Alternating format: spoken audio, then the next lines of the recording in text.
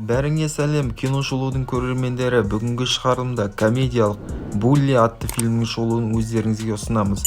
Видеоны соңына дейін көріп, лайк басып тіркелуді ұмытпаған жөн болар. Дәлізде мына үш бұзақы осы мектепте тіреп тұрғандай талтаң басып жүріп келеді. Оларды бастап келе жатқан жігіттің есімі Майлз. Үшеуі осы мектепте кімге әлі жетеді, соған тиісуді әдеттендіріп алған. Осы балада бұларға ақша таситын. Айтпақшы, есімі Джимми және оның тек құр сөзбен ғана қолдайтын достары Бобби мен Энди. Шыны керек, екеуі де үнемі қылжақпастанып жындының қылықтарын жасауды ұнатады. Оның үйінде үнемі баласына қамқор болатын әке-шешесі бар.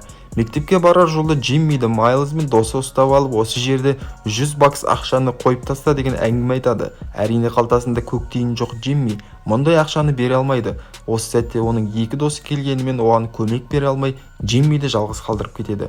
Мектепте Майлз Боббиді мазақтайды, ал сабақтан соң Джимми досының көңілін табайын деп үшеуі бірге асханаға барады. Ол әдеттегідей басқаларына қарағанда көп тамақ жейді. Достарының айтуынша, класстас қыз Эдриан үнемі Джиммиге ерекше көзбен қарайды екен. Осы сәтте кадрға Майлз келіп, одан тағы да $100 ақша сұрайды. Қарсы столда отырған жігіт Майлзға бірер сөз айтқанымен, Майлздың бір айқайынан соң түшіп қояды.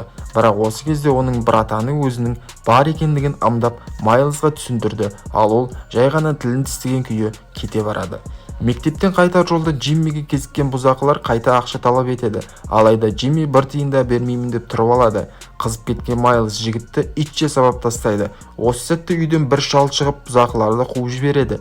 Ол әбден таяқ жеген баланы үйіне алып кіріп, жараларына жағатын заттар ұсынады. Әңгіме барысында оның есімі мистер Джексон және ол бұрында бокспен айналысқандығын айтады. Джимми одан өзін жаттықтыруды сұрағанымен, ол мен сені жаттықтыру үшін кәрімін, бірақ өзімнің таныс досыма айта аламын дейді. Келесі күні ол осы оқиғаны ата-анасына айтып, Джексон мырзамен келісіп, бүкіл отбасымен жаттығу залына барады. Зал иесі Менни өзінің бұрынғы досын жақсы күтіп алады. Ол Джиммидің жағдайымен танысып, оның жаттығу жасауға деген талпынысын көріп жаттықтыруға келіседі.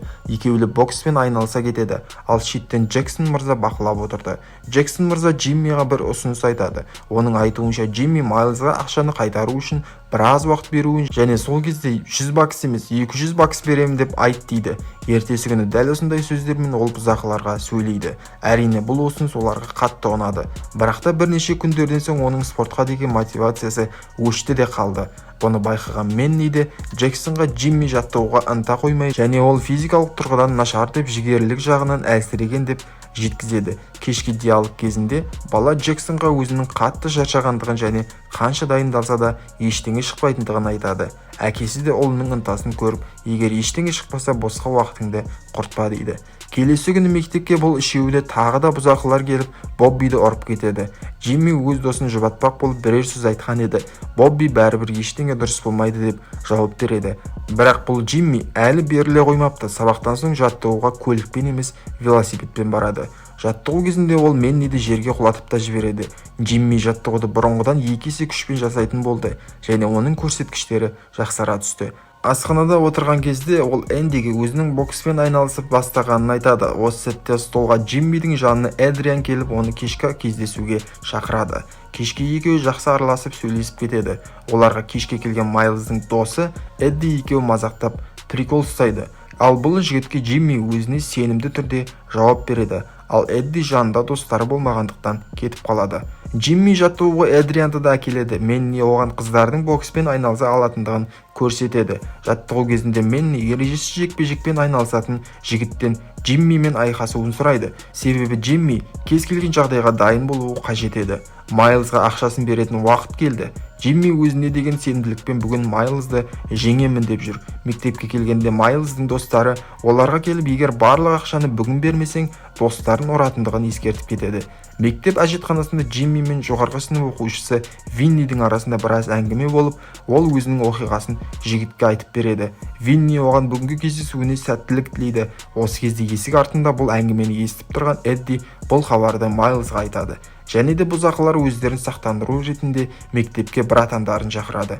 Бірақ Винни мектептің шаруасына басқалардың араласқанын қаламай, оның достарына айтқызып мектепке кірмейтіндей қылады. Эдриан жаттықтырушы Менниге барып, бүгінгі төбелес жайлы Джиммиге көмек керектігін айтқанымен, бапкері ол өз-өзін қорғай алады деп жауап береді. Барлық мектеп Джиммидің қалай таяқ жейтіндігіне куә болу үшін жиналады. төбелес басталады және Майлз басталған беттен жігіттің бетінен ауыр соққысын тигізеді. Соққыдан соң ол орнынан тұрып Майлздың соққысынан еңкейіп жауап беретінде өз ударын тигізеді. Майлзға Джиммидің екінші соққысы тигенде ортаға оның достары келіп Джиммиге жабыла бастайды. Бірақ оның да достары келіп оларды ұйықтатады. Және Майлзға тиген бір соққыдан кейін ол да ұйқыға кетеді. Джексон мырза өз шәкіртін мақтан тұтады. Бұл төбелестің видеосы желіде тез тарап кетіп, көпшілікті таң қалдырады. Тіпті жергілікті телеарналарда да көрсетіледі. Джиммидің ата-анасы оны мақтан тұтады және оның командасы енді мектепте еш уайымсыз жүреді. Бүгінге осы достар, арнаға тіркеліп лайк басуды ұмытпайық. Келесі видеода кездескенше аман сау болайық.